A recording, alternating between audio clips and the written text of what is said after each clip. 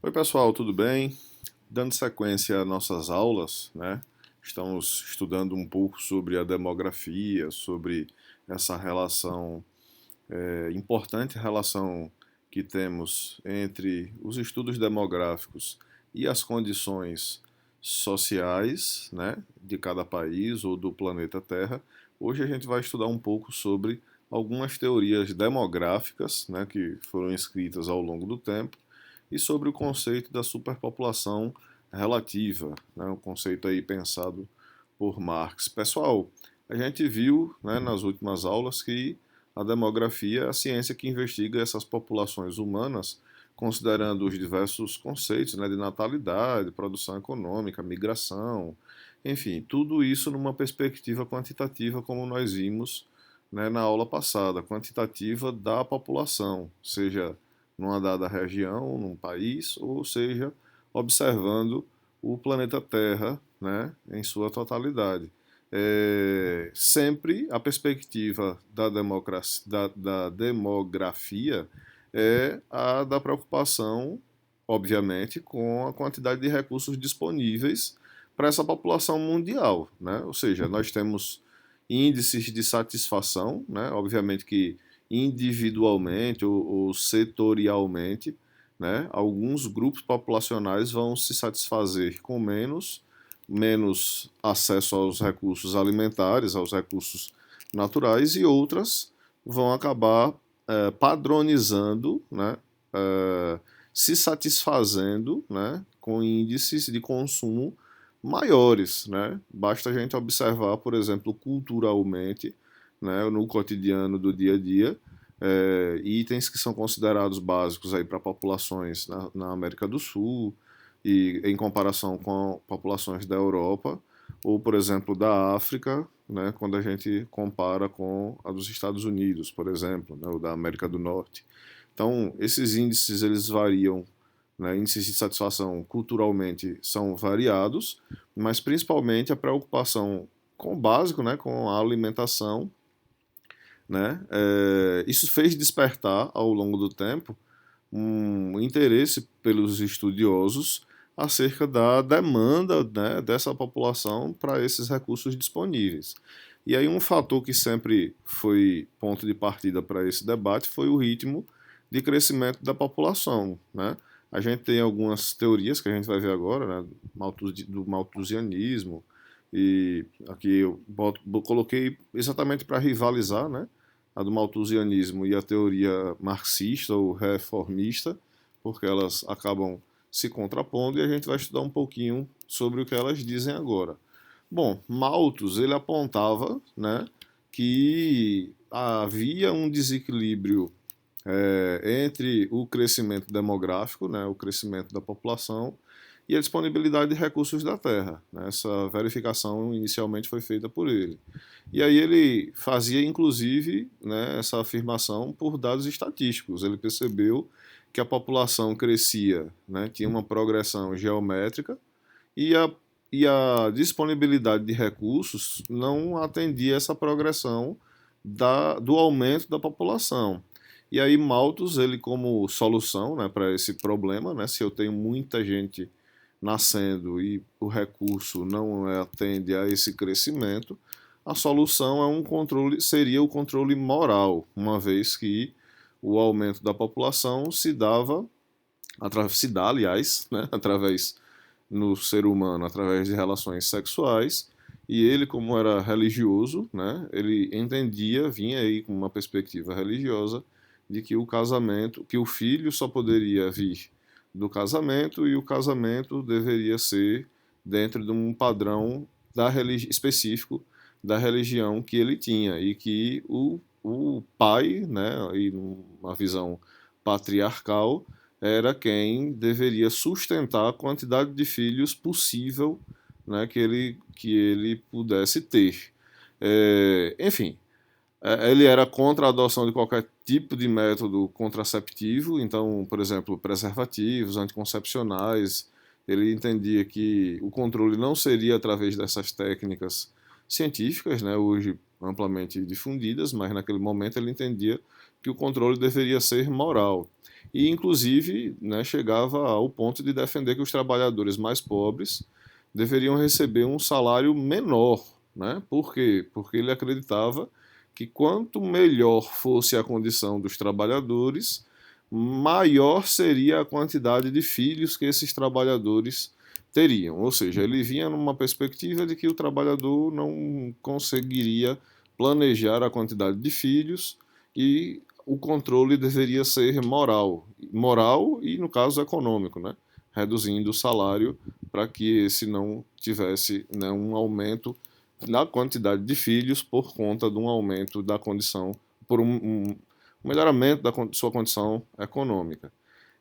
Atualmente, obviamente, a tendência é que as sociedades mais desenvolvidas, né, isso é um fato, né, tenham menos filhos. Vocês podem observar aí que, como por exemplo, os diversos países da Europa, né, ao contrário do que ele, né, pensava, hoje a gente tem taxas de natalidade, né, de crescimento vegetativo, na verdade até negativos, porque a população em diversos países desenvolvidos, ao contrário, né, ou seja, a relação não foi direta, né, quanto mais riqueza ou quanto melhor condição de vida, mais filhos, ao contrário do que ele pensou.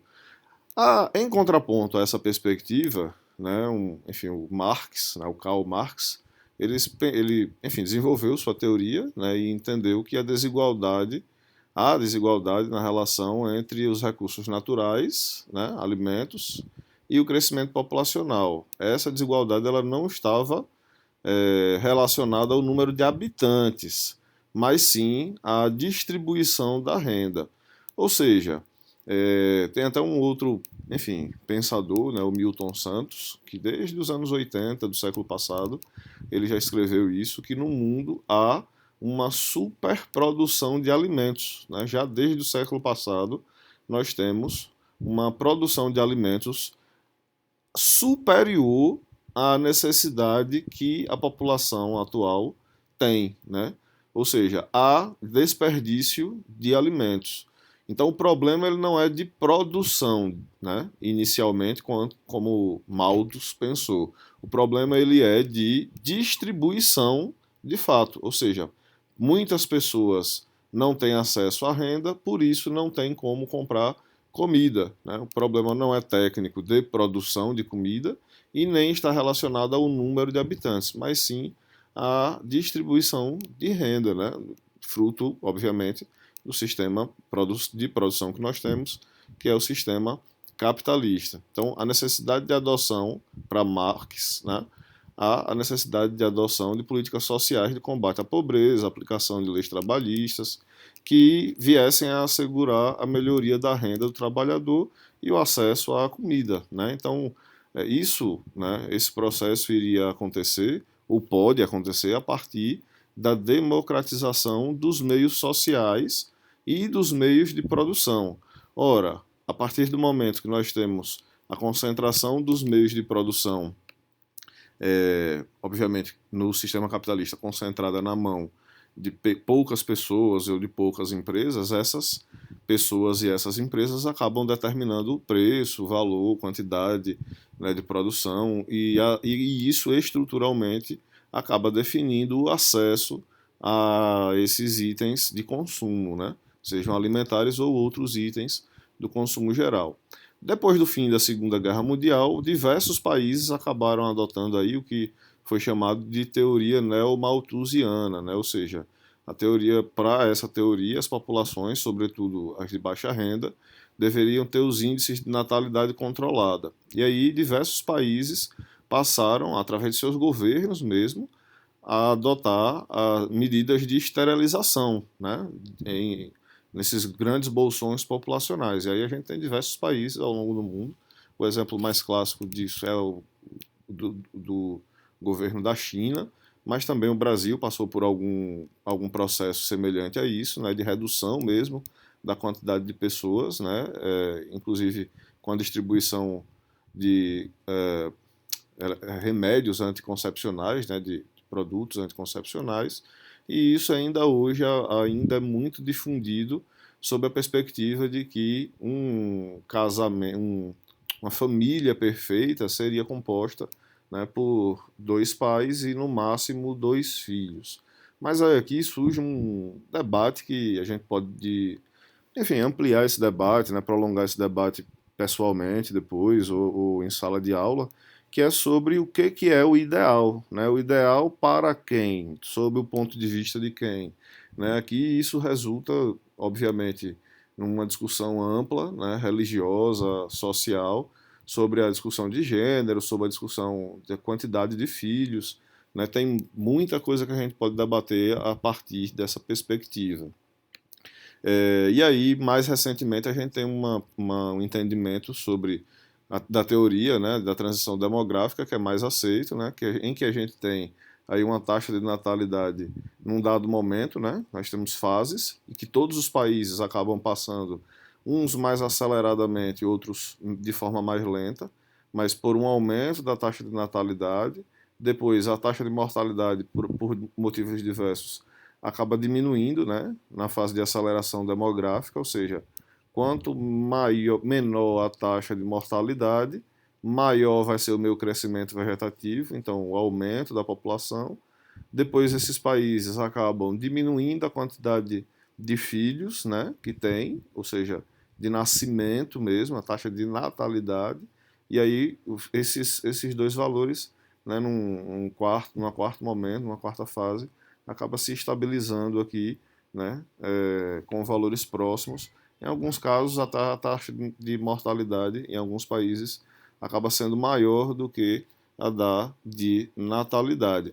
O efeito principal desse processo de transição demográfica é o envelhecimento da população, né? E isso tem consequência direta, por exemplo, na estrutura econômica, uma vez que, quando do envelhecimento, vem o ciclo de aposentadoria, de previdência social, de diminuição da massa de pessoas disponível para trabalhar, né? Então, diminuição, se produz menos, você tem aí consequências diretas, né, de consumo, na relação de produção e consumo, e eu chamo a atenção que alguns países já chegam a fazer campanhas mesmo, né, para que os casais tenham mais do que dois filhos, né?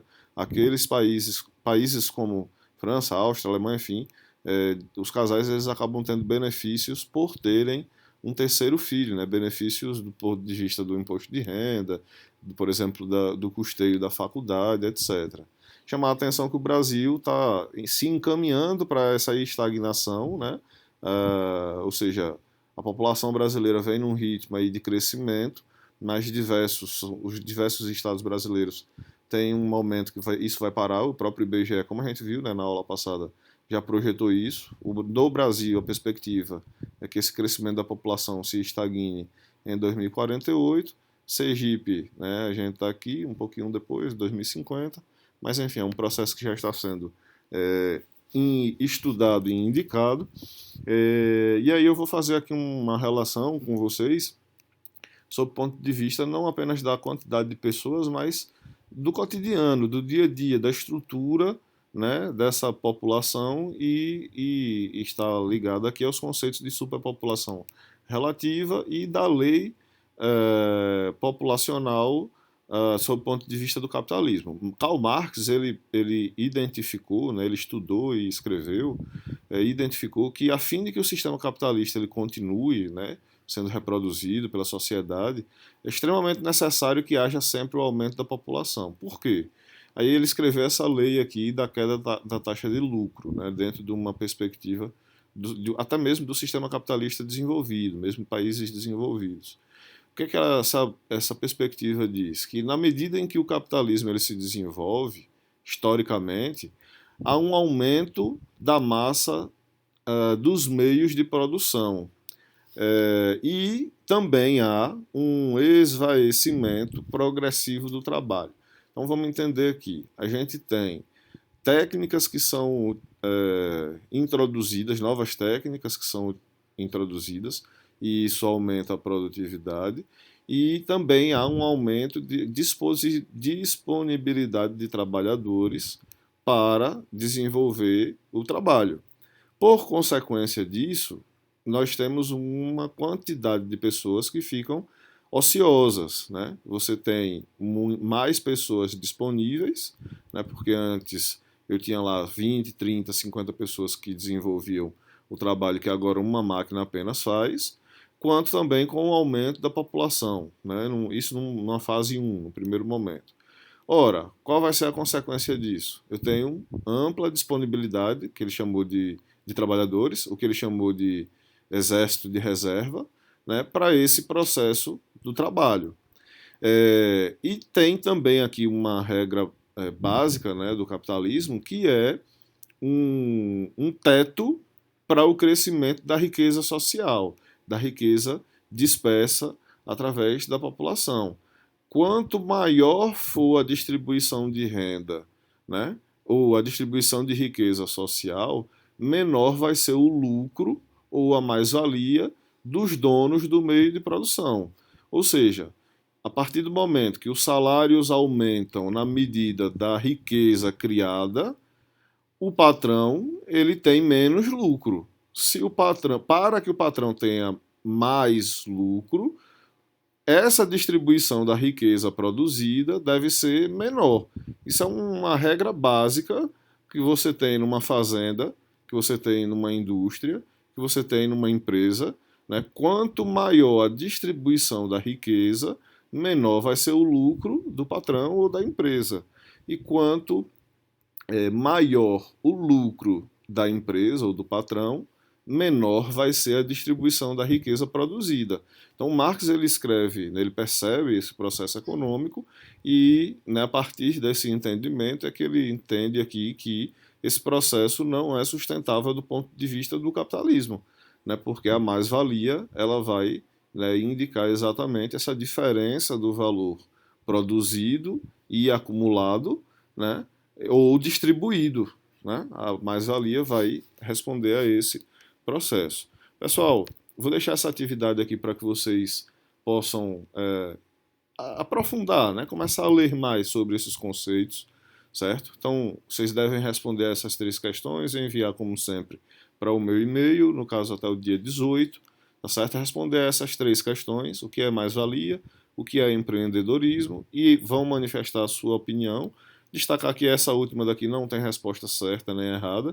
Eu quero que vocês pensem sobre o tema e manifestem a opinião de vocês, né? Se o empreendedorismo é uma alternativa socioeconômica sustentável, né? Se ela tem condições de perdurar e quais são aí as suas consequências disso.